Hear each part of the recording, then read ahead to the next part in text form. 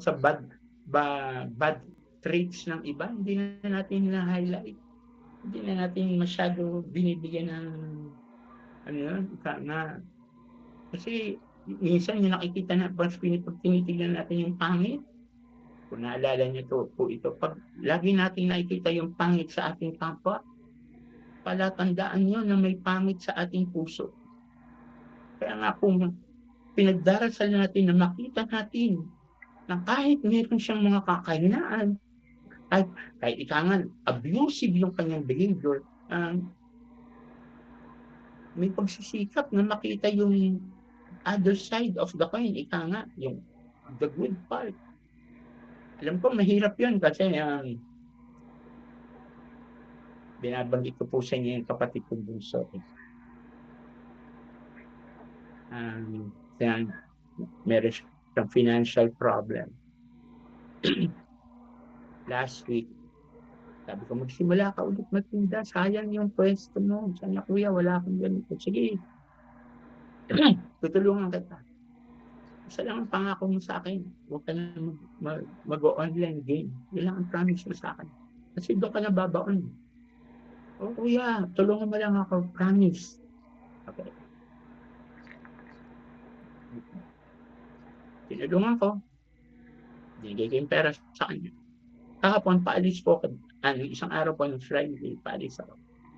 Ay, Saturday paalis ako, pumunta ako sa dinaanan ko siya, nagpaalam ako. Nakita ko nagtitinda, di ko siya kinibo. Umalis lang ako, sabi lang alis na ako. Parang naglalakad ako, binunot ko agad yung rosary ko.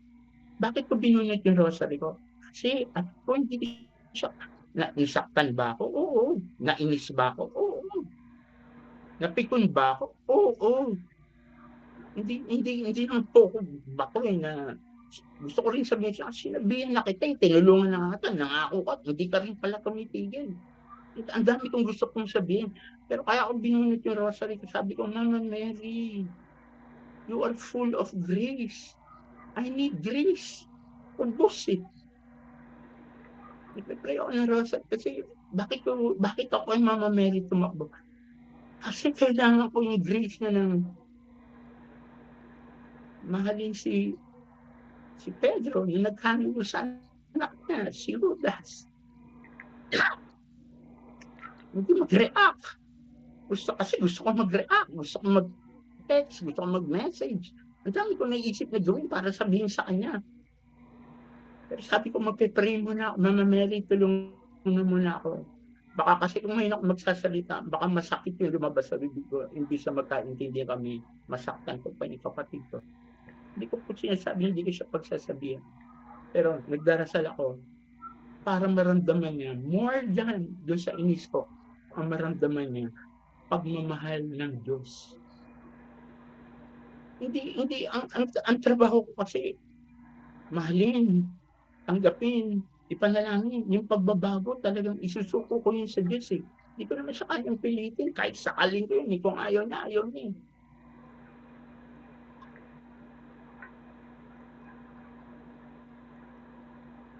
Love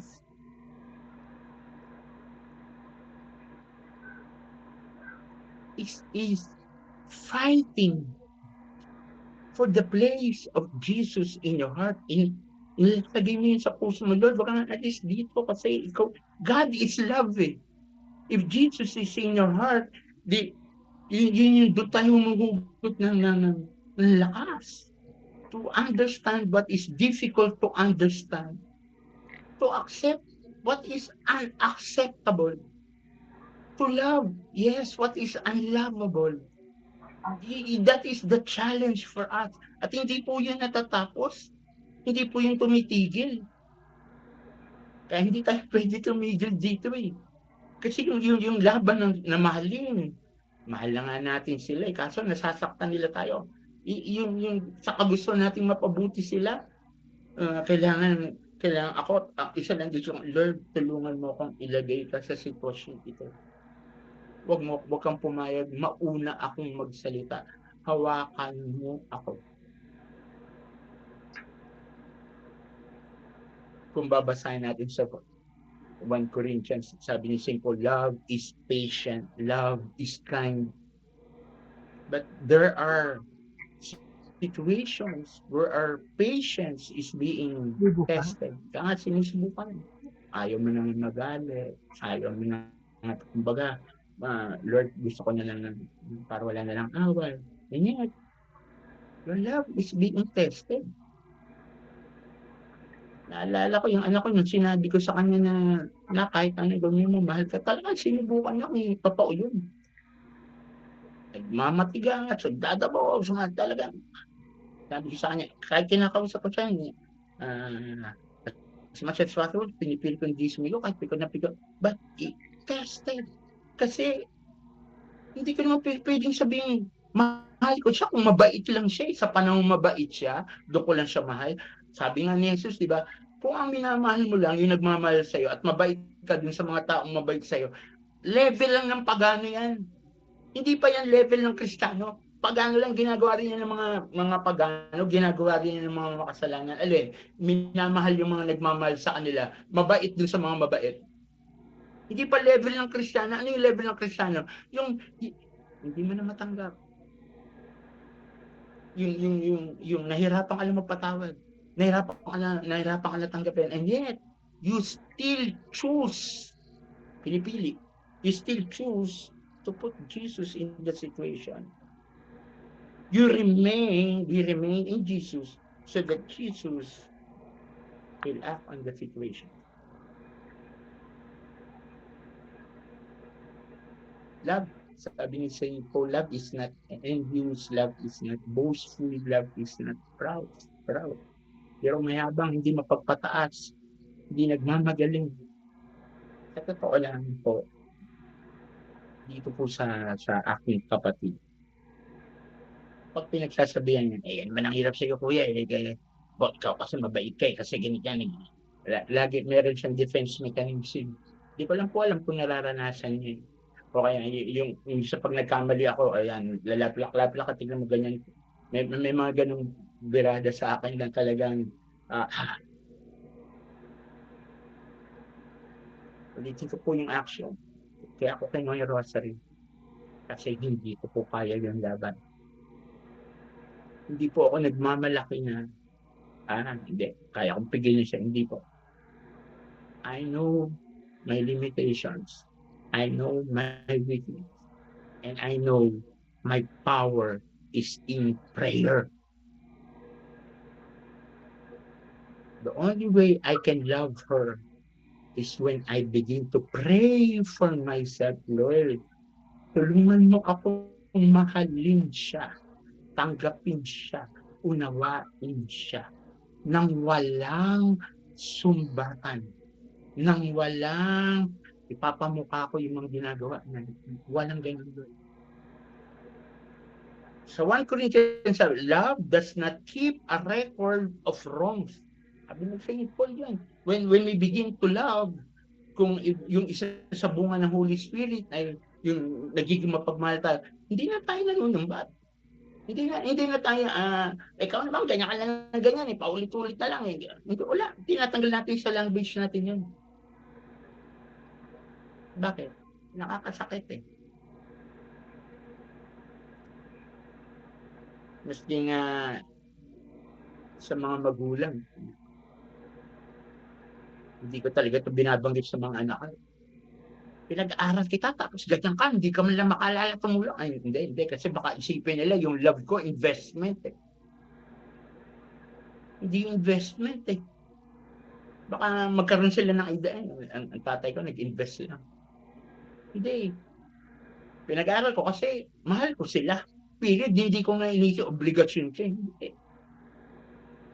Walang record, walang record. Ito may utang na loob sa akin, ito tinulungan ko, ito dito, ilang beses ko na ito pinatawad, ito, hindi. Because God sees everything. Hindi mo kailangan lista. Hindi natin kailangan sana maghanap ng kapalit o ng utang. Hindi. Hindi.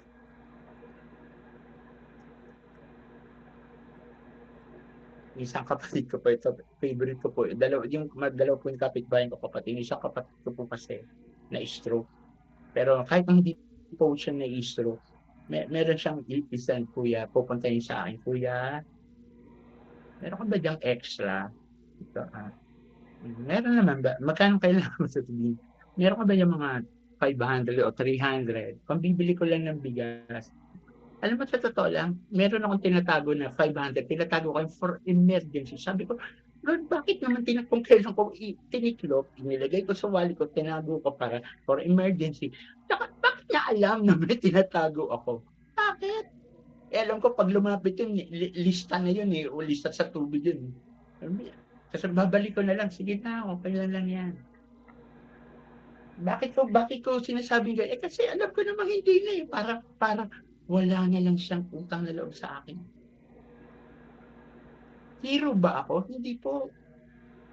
Ulitin ko po, nagagalit pa rin na ano, kaya lang nakakatsamba-tsamba po kasi yun po yung bunga ng prayer, eh, yun po yung bunga ng word of God, eh, yun yung bunga ng pagsisimba, eh, na ano, there was a God who loved me during the time I was a sinner. He chose to love me. Hindi dahil mabait na ako, hindi dahil nagse-serve ako.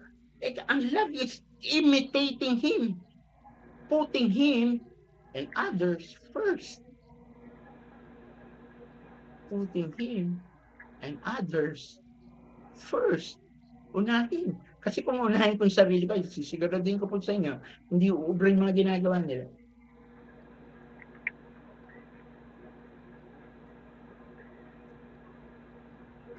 Kaya nga, love, hindi siya emotional. Hindi yung pag, yun nga, pag masaya, may love. Pag walang saya, hindi na. Hindi. Mahal mo kasi may commitment ka to love, di ba? For better, or sabi nga sa mag-isa, for better or for worse, in richer and poor, in sick, di ba? In sickness and health. Eh, may biro nga ako doon. Sabi ko, pag ako kinasal, in sickness and health, in rich and poor, sa kanya doon sa kabila. But you know, yun yung commitment, eh. Love is a commitment. Regardless dun sa kung sino siya. When we choose to put Christ, to live as a follower of Christ, to bear fruit, the fruit of love, regardless. Ika nga, we love as is. Naalala niyo yung pinag-usapan natin yung isang linggo, ang dasal. Matutunan ko siyang mali kahit hindi pa siya nagbabago, kahit hindi pa siya bumabait. Turuan mo na akong mahalin siya, turuan mo na akong tanggapin siya, turuan mo akong patawarin siya, kahit hindi pa siya nanghihingi ng tawad.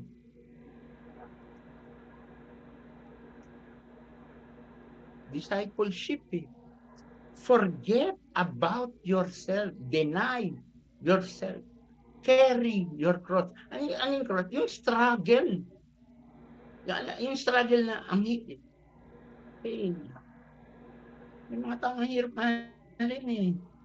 May mga taong abusive, eh. May mga tao na, sabi nga, persecutor. May ganun, eh. Pero yung cross natin, yung cross, ulitin natin, ha, hindi siya pabigat, ha. Ang cross ay kaligtasan. So, ibig sabihin, when we bear the cross of struggling to love a person that is difficult to love, embrace it, that that becomes salvation, redemption, transformation. Amen.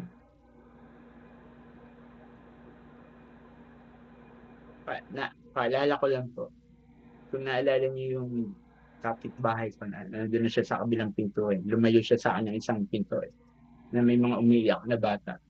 Ano, shinare ko sa elder na ng love, sabi niya, "Ay, ang bait sa iyo ni Lord." Sabi, bakit naman hirap, hindi nga ako makatulog sa mga bata. Eh, kasi may pagkakataon kang bumait.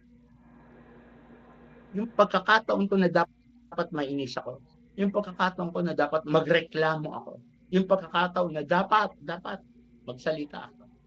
puwede ko palang i-convert yun through the grace of God as an opportunity bumalik.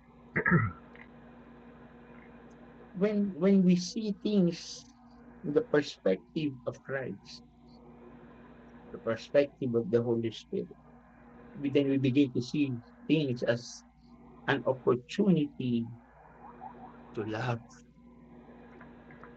an opportunity to put Jesus in the relationship.